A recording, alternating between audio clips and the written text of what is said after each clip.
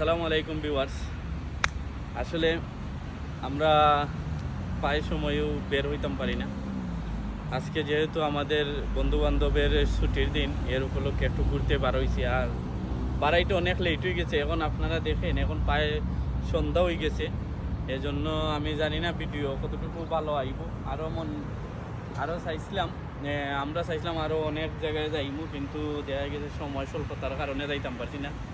যেহেতু বন্ধু বান্ধবের সাথে ওয়াদা দিছি আজকে ঘুরতে বের হইমু লইয়া, এই জন্য আমি ঘুরতে বের হলাম লইয়া। আর আমাদের সাথে আছেন আমাদের শাপলা যুব সংঘের সম্মানিত সাংগঠনিক সাহেব।